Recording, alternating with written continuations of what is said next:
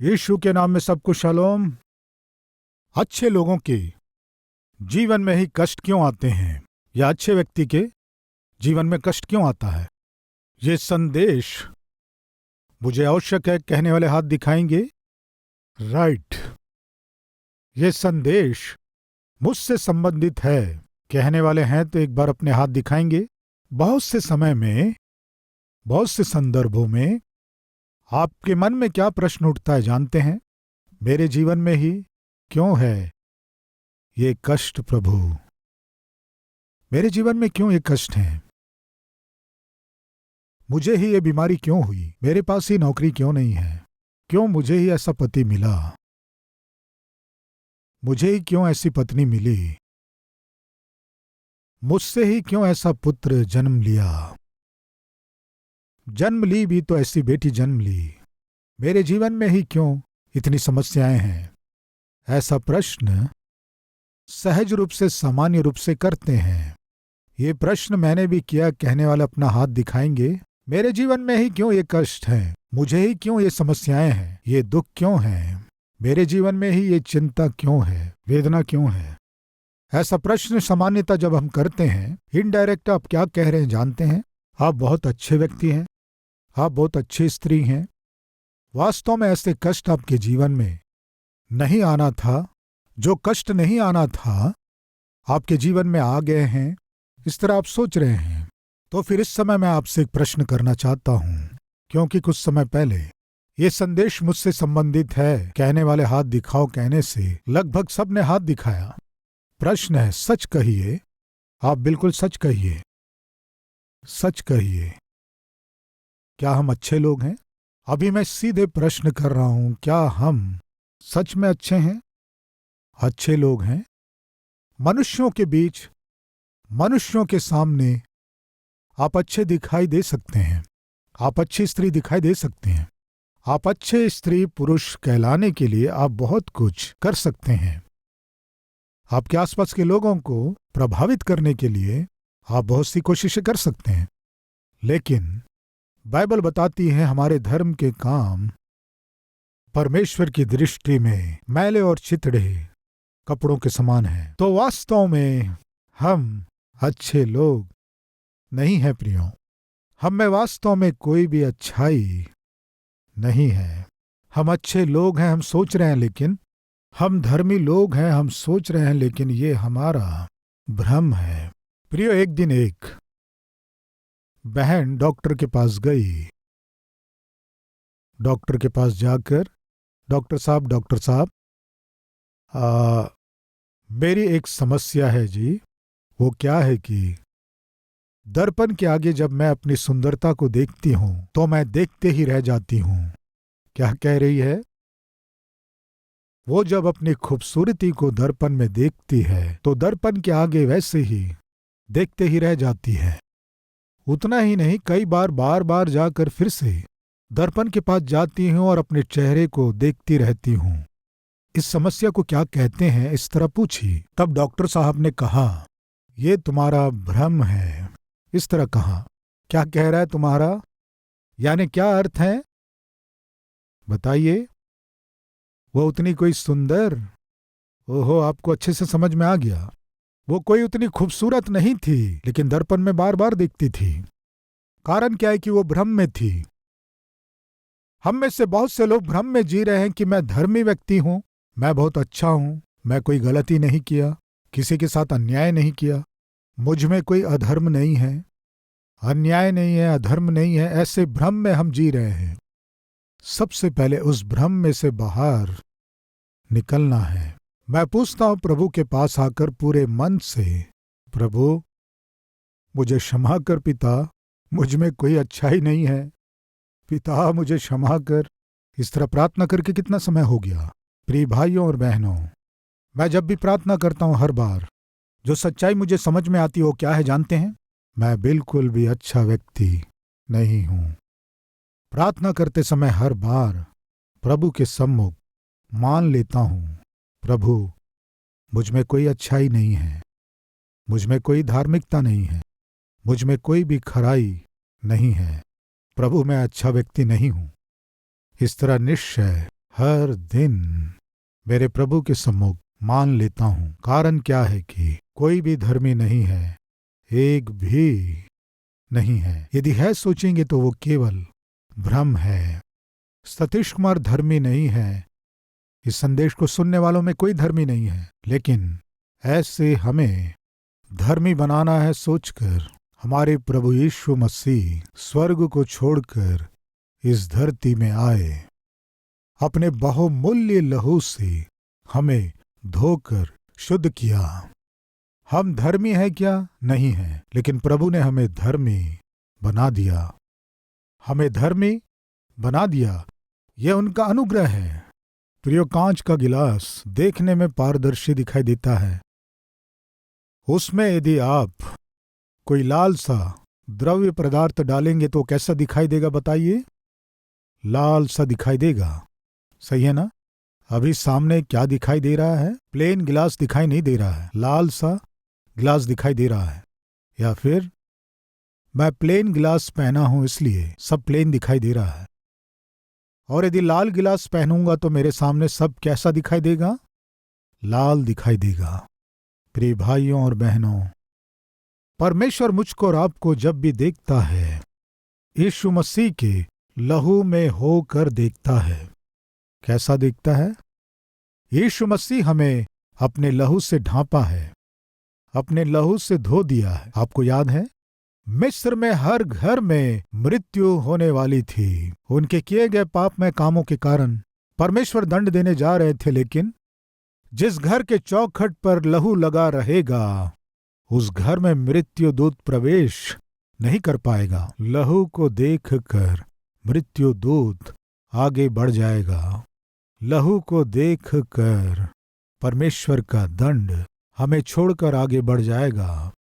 मसीह का बहाया गया लहू ही हमें धर्मी बनाया है। मेरे और आपके ऊपर मसीह का लहू रूपी छाप होगा तो, यानी मसीह के लहू से हम शुद्ध किए गए हैं, ये छाप हम में होने से हमारे ऊपर किसी भी प्रकार की मृत्यु का दंड नहीं होगा।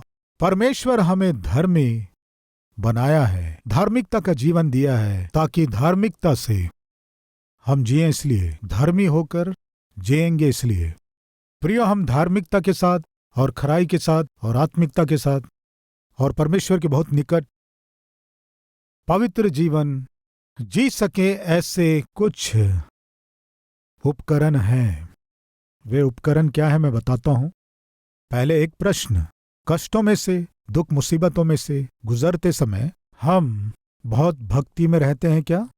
बहुत ही प्रार्थना पूर्वक रहते हैं क्या? हम सहज रूप से प्रभु के निकट जी रहे हैं? कहने वाले हैं तो हाथ दिखाएंगे। Yes yes yes yes yes yes. अभी लगभग सबने ऐसा ही हाथ दिखाया। नहीं ब्रदर, मैं जब कष्टों में रहता हूं, परमेश्वर के निकट नहीं, जब मुझे बहुत आशीष देते हैं तब मैं प्रभु के निकट जीता हूं। ऐसे महान व्यक्ति कोई है तो अपना हाथ दिखाएंगे। राइट, कृपया ध्यान दीजिए। आप स्वयं कह रहे हैं, कष्टों में से, समस्याओं में से, बीमारियों में से, दुख तकलीफों में से गुजरते समय परमेश्वर के बहुत निकट मैं जीता हूं। यह मनुष्य की स्वाभाविकता है। एक पिता के हाथ में 5 रुपए का सिक्का है। बेटा जल्दी जल्दी से आकर पिता से जोर से लिपट गया। क्यों लिपट गया बताइए? पिता के हाथ में 5 रुपए का सिक्का है, इसलिए जोर से लिपट गया और ना कहने से भी बार बार अपने पिता को चूम रहा था। ये सब करते हुए धीरे से हाथ उसका कहाँ गया जानते हैं? उस 5 रुपए की ओर गया। अभी ये लड़का जो प्रेम दिखा रहा है, अनुराग दिखा रहा है, प्यार दिखा रहा है, मोहब्बत दिखा रहा है, इसका कारण क्या है बताइए? उसका कुछ उद्देश्य है। उद्देश्य क्या है कहने से? पिता के हाथ में जो 5 रुपए है उसे ले लेना है।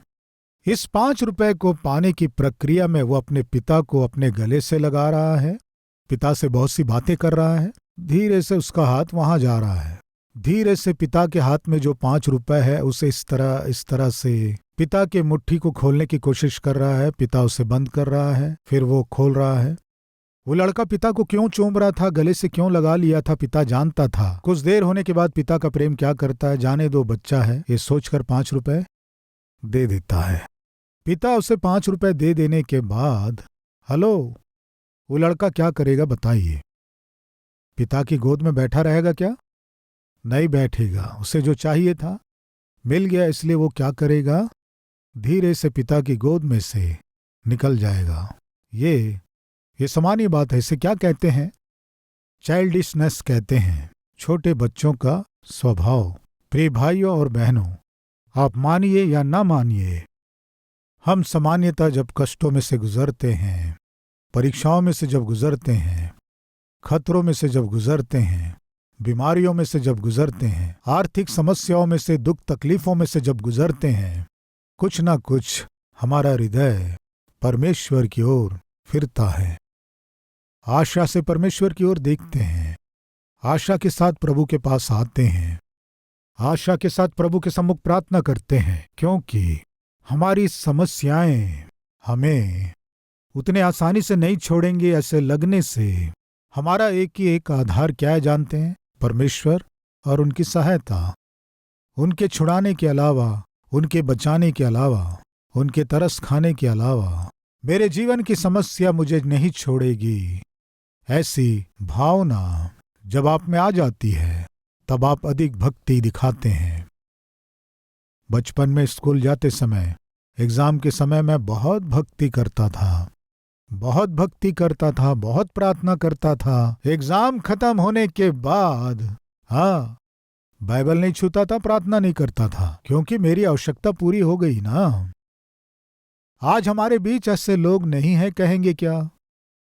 आवश्यकता पूरी होने के बाद आत्मिकता के विषय में जो फिसल रहे हैं, जो फिसलने जा रहे हैं, हमारे बीच नहीं है, निश्चय हैं। प्रिय भाइयों बहनों, आपने ही अपना हाथ दिखाकर इस बात को जाहिर किए थे कि हम कष्टों से गुजरते समय ही परमेश्वर के बहुत निकट हम जीते हैं। इस तरह आपने अपनी वास्तविकता को जाहिर किया। और उसी समय कृपया ध्यान दीजिए, असली और सही आत्मिकता क्या है? बाइबल में हम कुछ लोगों को जांचेंगे, असली आत्मिकता क्या है। राइट, अपना बाइबल खोलिए, उत्पत्ति 12वें अध्याय के शुरू के कुछ वचनों को पढ़ेंगे। यहोवा ने अब्राहम से कहा, अपने देश और अपने कुटुंबियों को और अपने पिता के घर को छोड़कर उस देश को चला जा जो मैं तुझे दिखाऊंगा, और मैं तुझसे एक बड़ी जाति बनाऊंगा और तुझे आशीष दूंगा और तेरा नाम महान करूंगा और तू आशीष का मूल होगा। जो तुझे आशीष दे उन्हें मैं आशीष दूंगा, और जो तुझे कोसे उसे मैं शाप दूंगा, और भूमंडल के सारे कुल तेरे द्वारा आशीष पाएंगे। यहोवा के इस वचन के अनुसार अब्राहम चला, और तुझे आशीष दूंगा और तेरा नाम महान करूंगा और तू आशीष का मूल होगा। उस समय अब्राहम का नाम अब्राम था। अब्राम, मैं तुझे महान करूंगा। संतान नहीं है ये सोचकर तुम दुख उठा रहे हो। संतान रहित तुम्हारे द्वारा एक बड़ी जाति बनाऊंगा। जाति यानी इंग्लिश में नेशन यानी देश। तुम संतान नहीं है कह रहे हो, लेकिन मैं तुम्हारे द्वारा एक देश का ही निर्माण करूंगा, एक देश को बनाऊंगा। इंग्लिश में I will make U a great nation. एक महान राज्य के रूप में मैं तुझे आशीष दूंगा। इस तरह कहा। उस समय अब्राहम के संतान नहीं थी। अब्राहम और सारा संतान के बिना दुख उठा रहे थे। उस समय अब्राहम की उम्र 75 वर्ष थी और सारा की उम्र 65 वर्ष थी। इस समय संतान रहित होकर सारा जो बांझ के रूप में थी, संतान रहित स्थिति में अब्राहम को परमेश्वर देखकर क्या कहा? मैं तुम्हें संतान दूंगा, तुम्हारे संतान को एक बड़ी जाति बनाऊंगा, एक बड़े राज्य के रूप में बनाऊंगा। इस तरह वचन दिया। इस वचन पर अब्राहम विश्वास किया। विश्वास किया इसलिए क्या किया? जो स्थान पाप के लिए प्रेरित करता है, उस स्थान से जो लोग पाप के लिए प्रेरित करते हैं, उन लोगों में से, उन विधियों में से जो पाप के लिए प्रेरित करते हैं, अलग होकर प्रभु के बताए गए प्रांत की ओर वो चला। परमेश्वर ने क्या कहा? मैं तुम्हें एक पुत्र दूंगा कहने से वो अलग बात होती। मैं तुम्हें 2 बच्चे दूंगा कहने से वो अलग बात थी, लेकिन परमेश्वर ने कहा एक जाति बनाऊंगा। कितनी अद्भुत प्रतिज्ञा है ये। उस प्रतिज्ञा को थाम कर अब्राहम परमेश्वर के प्रतिज्ञा के देश की ओर चला। परमेश्वर की इच्छा करने से कष्ट आएंगे क्या? यस। परमेश्वर की इच्छा के अनुसार जीने से कष्ट आएंगे क्या? यस। वचन के अनुसार मैं और आप और हम चलने से क्या कष्ट आएंगे? यस। बहुत बार जो हमने सीखा है और बहुत बार जो हमें सिखाया गया क्या है जानते हैं? परमेश्वर की इच्छा होने से हो जाएगा। क्यों जी, बेटी तो शादी के लायक हो गई है, बेटी के शादी के विषय में क्या सोच रहे हैं?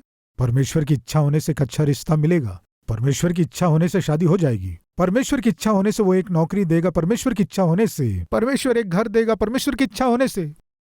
इस तरह हम कहते हैं, लेकिन ध्यान दीजिए, परमेश्वर की इच्छा होने से सब आराम से हो जाएगा। इसे हमें पिछले समय कुछ लोग जिन्हें वचन नहीं मालूम था हमें सिखाते रहे हैं। प्रिय भाई और बहनों, परमेश्वर की इच्छा होने से सब अच्छा होगा। परमेश्वर की इच्छा होने से हमारे जीवन में सब कुछ अच्छा हो जाएगा। ये सोच या जो हमने सीखा है या जो हमें सिखाया गया है, ये शिक्षा सही नहीं है। उदाहरण के लिए, परमेश्वर ने अब्राहम से क्या कहा? प्रतिज्ञा के देश में जाओ। और अभी अब्राहम कहाँ आ गया है? ठीक प्रतिज्ञा के देश में ही आया। फिर क्या हुआ देखेंगे, आइए 7वां वचन। तब यहोवा ने अब्राहम को दर्शन देकर कहा, यह देश मैं तेरे वंश को दूंगा। और उसने वहां यहोवा के लिए, जिसने उसने दर्शन दिया था, एक वेदी बनाई। वेदी समर्पण को दर्शाता है। वेदी बलिदान को दर्शाता है और प्रार्थना को भी दर्शाता है। वेदी क्यों बनाया जानते हैं? परमेश्वर ने कहा तेरे वंश को ये सारा देश दे दूंगा कहने से बहुत खुश होकर वेदी बनाया। और उतना ही नहीं, फिर वहां से आगे बढ़कर वह उस पहाड़ पर आया जो बेतेल के पूर्व की ओर है और अपना तंबू उस स्थान में खड़ा किया जिसके पश्चिम की ओर तो बेतेल और पूर्व की ओर ए है। वहां भी उसने यहोवा के लिए एक वेदी बनाई और यहोवा से प्रार्थना की। प्रार्थना के जीवन का अभ्यास कर रहा है। प्रिय आत्मिक जीवन में प्रार्थना अति आवश्यक है। हमारे बीच कुछ लोग कष्ट आने से, तकलीफें आने से या अचानक कोई विपत्ति आने से ही प्रार्थना करते हैं। ये सही नहीं है। कोई दुर्घटना हो जाने से ही भक्ति दिखाते हैं। ये सही आत्मिकता नहीं है। पति के द्वारा, पत्नी के द्वारा, बच्चों के द्वारा, सास के द्वारा, बहू के द्वारा, नौकरी करने के स्थान में सहकर्मी के द्वारा या नौकरी में बॉस के द्वारा, रिश्तेदार के द्वारा या फिर पार्टनर के द्वारा कोई संकट आ जाने से तब हम दौड़ कर आते हैं, परमेश्वर परमेश्वर परमेश्वर। वो समस्या दूर होने के बाद कुछ न कुछ हमारी आत्मिकता को हम खो देते हैं। वो स्थिर आत्मिकता नहीं है। ध्यान से देखेंगे, अब्राहम जब अपने प्रारंभ के दिनों में, जब आत्मिक जीवन में आगे बढ़ रहा था, प्रार्थना के जीवन का अभ्यास कर रहा था, वो जहां भी जाता था वेदी बनाता था। कृपया सुनिए, उन दिनों में वेदी बनाना कोई परंपरा नहीं थी। वो जो वेदी बना रहा था उसे यदि कोई देखेगा तो उससे पूछेगा कि तुम क्या कर रहे हो। सामान्यतः यात्रा करने वाले को देखेंगे तो रोड के किनारे ही तंबू बना लेते हैं। रोड के किनारे ही एक टेंट लगाकर 2 दिन या 3 दिन रहकर फिर वहां से चले जाते हैं। इस तरह बहुत से लोग जाने के रास्ते में वेदी बनाकर यदि बलिदान चढ़ा रहे हैं तो निश्चय वहां से गुजरने वाले पूछेंगे तुम क्या कर रहे हो? मैं यहोवा की उपासना कर रहा हूं। इस तरह दुनिया से कहने में अब्राहम थोड़ा भी शर्माया नहीं, लज्जित नहीं हुआ। जब भी वो वेदी बनाया, हर बार अब्राहम संसार के आगे गवाही देने की कोशिश किया। क्या है वो गवाही कहने से? मैं जगत के सृष्टिकर्ता यहोवा की उपासना करता हूं, आराधना करता हूं। इस तरह बताने की कोशिश किया। वो अपने विश्वास को प्रकट किया रहस्य रूप में। अपने विश्वास को छिपाने की कोशिश नहीं किया। हम में से कुछ लोग अपने विश्वास को छिपाने की कोशिश करते हैं। किसी को मालूम नहीं चलना चाहिए आप चर्च जा रहे हैं। किसी को मालूम नहीं चलना चाहिए आप बाइबल पढ़ रहे हैं। किसी को मालूम नहीं चलना चाहिए आप मसीह का अनुकरण कर रहे हैं, मसीह पर विश्वास कर रहे हैं। आप चर्च जाते हैं, आप क्रिश्चियन हैं। किसी को नहीं मालूम चलना है। क्यों ऐसा रहस्य? क्यों आप अपने विश्वास को छिपा रहे हैं? एक बार सोचिए, क्यों आप डर रहे हैं? मैं मसीह हूं ये कहने के लिए क्यों डर रहे हैं? मैं जीवित परमेश्वर को मानता हूं, विश्वास करता हूं, अनुकरण करता हूं ये कहने से क्यों डरते हो? कुछ परिवारों में पति हो सकता है, सास हो सकती है, परिवार के लोग हो सकते हैं, वे पूरी रीति से गैर मसीह हो सकते हैं। ऐसे परिवार में आपको जाना हुआ बहू बन के या दामाद बन के या विवाह करना पड़ गया होगा। उन्हें पसंद नहीं है आपका प्रार्थना करना या बाइबल पढ़ना या चर्च जाना, उन्हें पसंद नहीं होगा। ऐसे समय में आप प्रार्थना करते, बाइबल पढ़ते दिखाई देने से वे विपरीत व्यवहार आपके साथ कर सकते हैं या वे अपने क्रोध का प्रदर्शन कर सकते हैं। ये सहज रूप से कुछ परिवार में होते रहते हैं, क्योंकि ऐसी ही स्थिति स्वयं मेरे परिवार के लोगों में भी थी। अगर ऐसे परिस्थितियों में से आप गुजर रहे हैं तो रहस्यपूर्वक अपने विश्वास को बढ़ाइए। मैं नहीं कह रहा हूं, लेकिन परिवार में शांति और मेल मिलाप के लिए आप अपने विश्वास को आपके और परमेश्वर के बीच अगर आप गुप्त रख रहे हैं तो परमेश्वर किसी न किसी दिन आप अपने पूरे परिवार के साथ आराधना कर सको, आपको शक्ति और सामर्थ्य देंगे। हिम्मत से आप अपनी गवाही को बता सकते हैं, हिम्मत से आप प्रार्थना कर सकते हैं, हिम्मत से आप प्रभु के गवाह होकर जी सकते हैं। लेकिन फिर भी क्यों छिप रहे हैं? क्या आवश्यकता है? एक बार सोचिए। प्रिय अब्राहम एक समय में सृष्टि की उपासना करने वाले परिवार से संबंध रखता था। महानद के उस पार रहने वाले लोग सृष्टि की उपासना करने वाले लोग थे और अब्राहम उन्हीं लोगों में से था। लेकिन जब सृष्टिकर्ता ही उससे बात किया, अब वो सृष्टिकर्ता की उपासना करना शुरू किया। प्रिय भाइयों और बहनों, हम जो मसीही लोग हैं, सृष्टिकर्ता की उपासना करने वाले, बताइए क्या है? अद्भुत सौभाग्यशाली हैं। बाइबल बताती है जिनका परमेश्वर यहोवा है वे धन्य हैं, सौभाग्यशाली हैं, यानी धन्य हैं। यस, गुप्त रूप से छिपाने की कोशिश नहीं किया, बिना डरे वेदी बनाया। कोई सवाल करने से हिम्मत से कहा, मैं यहोवा की उपासना करता हूं, सृष्टिकर्ता की उपासना कर रहा हूं, मैं अपने आप को अर्पण कर रहा हूं, प्रतिष्ठित कर रहा हूं। उतना ही नहीं, मैं बिना डरे प्रार्थना कर रहा हूं।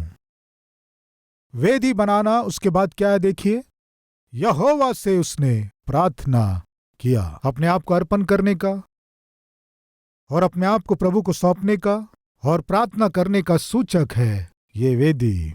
राइट, वो प्रार्थना किया और थोड़ी दूर आगे बढ़ा। क्या हुआ देखेंगे, आइए। 10वां वचन, उस देश में अकाल पड़ा। कब? वेदी को बनाया, प्रार्थना कर रहा था, परमेश्वर की इच्छा के अनुसार वो जा रहा था। परमेश्वर की इच्छा के अनुसार जब वो जा रहा था, परमेश्वर की इच्छा के अनुसार जब वो जी रहा था, अपने आत्मिक जीवन की रक्षा कर रहा था, बलवंत कर रहा था, अचानक क्या हुआ जानते हैं? बताइए। अकाल पड़ा। अभी हम उत्पत्ति के 12वें अध्याय को देख रहे हैं। पहले अध्याय से 13वें अध्याय तक लगभग 2000 वर्ष बीत गए। कृपया ध्यान दीजिए, कितने वर्ष? 2000 वर्ष बीत गए। इन 2000 वर्षों में कहीं पर भी आपको अकाल पड़ा ऐसा दिखाई नहीं देगा।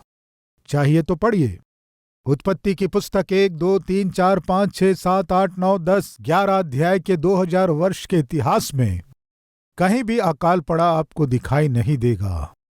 कहाँ दिखाई देता है अकाल पड़ा है? वो भी बहुत ही भयानक अकाल। कहाँ पड़ा कहने से, जहां अब्राहम वेदी का निर्माण करके प्रार्थना करते हुए परमेश्वर की इच्छा को पूरा कर रहा था, वहां उस समय अकाल पड़ा। आज हमारे बीच में कोई है क्या? पास्टर जी, जब मैं मन मर्जी से जी रहा था मेरे जीवन में इतने कष्ट नहीं थे। मैं जब पीता था, घूमता था, मौज मस्ती करता था, मेरे जीवन में कभी ऐसी समस्या नहीं आई। पास्टर जी, ऐसी आर्थिक समस्या कभी नहीं हुई। लेकिन जब मैं अपना जीवन प्रभु को अर्पण किया, जब मैं खराई से, ईमानदारी से जीऊंगा ये सोचकर प्रभु को अपना जीवन अर्पण किया, तब से मेरे परिवार को उद्धार में लाना है सोचकर उपवास रहकर प्रार्थना कर रहा हूं। लेकिन पता नहीं क्यों उसी समय मेरे जीवन में इससे पहले जो कभी भी तकलीफें नहीं हुई, अचानक मेरे ऊपर आ पड़ी। ऐसी आर्थिक मुसीबत कभी नहीं पड़ी, ऐसी बीमारी कभी नहीं हुई, ऐसे खतरे से भरे हुए स्थिति, ऐसे अपमानजनक स्थिति, ऐसा दबाव, ऐसा टेंशन मेरी नौकरी में कभी नहीं हुई। लेकिन जब मैं अपने जीवन को प्रभु को अर्पण किया, प्रभु की इच्छा पूरी करना, जब मैं निर्णय लेकर कदम आगे बढ़ाते हुए प्रभु के निकट पहुंच रहा था, तभी मेरे जीवन में नौकरी में कष्ट प्रारंभ हुए, घर में मनमुटाव प्रारंभ हुए, रिश्तेदारों के बीच जाने बिना ही दूरियां बढ़ती चली गईं। स्वास्थ्य के विषय में मैं बेफिक्र था। पता नहीं क्यों अचानक मेरा स्वास्थ्य बिगड़ता चला गया। क्या हो रहा है मैं समझ नहीं पा रहा हूं। परमेश्वर के निकट जब मैं जी रहा हूं तो परमेश्वर की सारी आशीषें मेरे पास आना है ना, लेकिन किस लिए? जो कभी सोचा नहीं ऐसे कष्ट, दुख और परेशानियों में से और आर्थिक संकट से गुजरना पड़ रहा है। प्रियो, मैं यही कह रहा हूं, हम सामान्यतः जब संदेश सुनते हैं, अधिकतर संदेश हम कौन सा सुनते हैं? प्रभु पर विश्वास करो, कष्ट नहीं आएंगे। प्रभु पर विश्वास करो, समस्याएं दूर हो जाएंगी। परमेश्वर पर विश्वास करो, आर्थिक संकट दूर हो जाएंगे। परमेश्वर पर विश्वास करो, चंगे हो जाएंगे। परमेश्वर पर विश्वास करो, सब अच्छा हो जाएगा। परमेश्वर पर विश्वास करो, दुख संकट नहीं होंगे, तकलीफें नहीं होंगी। परमेश्वर पर विश्वास करो। कृपया ध्यान दीजिए, यस, जब हम प्रभु पर विश्वास करते हैं, प्रार्थना का उत्तर देता है। आज हम सब यहाँ इकट्ठे हुए हैं, इनमें एक कारण क्या है कि सबसे पहले हम आए परमेश्वर की स्तुति करने के लिए, उसकी आराधना करने के लिए, वचन का ध्यान करने के लिए। उसके बाद बताइए, हमारी आवश्यकताओं को प्रभु से कहने के लिए, प्रार्थना करने के लिए प्रभु के पास आए हैं। यस, हमारा परमेश्वर हमारी प्रार्थनाओं को सुनकर, हमारी प्रार्थनाओं का उत्तर देकर, हमारे आंसुओं को पोंछने के लिए हमारा परमेश्वर सक्षम है, इसमें कोई संदेह नहीं है। और उसी समय आत्मिक रूप से जब हम आगे बढ़ते हैं, हमारे विश्वास की परीक्षा करने के लिए, जांचने के लिए, परमेश्वर समय समय पर क्लेशों को, बताइए, हमारे जीवन में अनुमति देते हैं।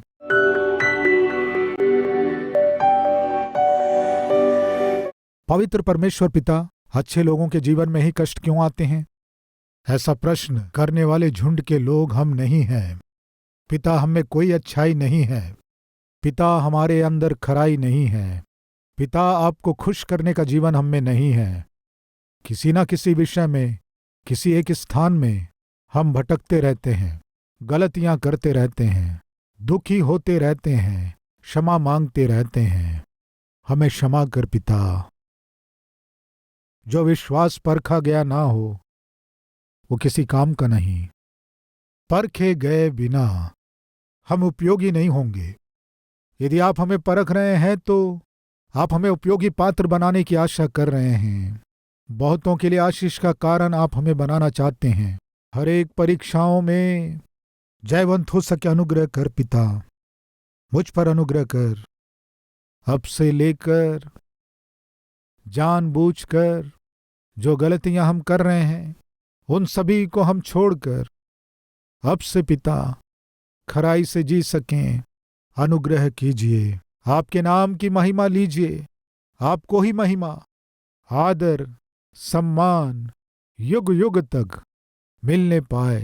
हमारी प्रार्थनाओं को सुनने के लिए, हमारे देह आत्मा प्राण को शुद्ध करने के लिए धन्यवाद करते हैं। आप हमें शीघ्र उत्तर देने जा रहे हैं पिता। आपका धन्यवाद, स्तुति महिमा अर्पित करते हुए यीशु के नाम से मांगते हैं पिता, आमीन। प्रिय, अब से आप अपने जीवन से प्रभु को दिखा सके, ऐसे आत्मिक व्यक्ति के रूप में आप बढ़ सकें, मन से चाहता हूं। इस संदेश के द्वारा आपने आशीष पाया है तो लाइक कीजिए और बहुतों को शेयर कीजिए। और उतना ही नहीं, एक कमेंट कीजिए, उसे मैं पढ़ूंगा, प्रभु की महिमा करूंगा। फिर मिलेंगे, तब तक के लिए शलोम।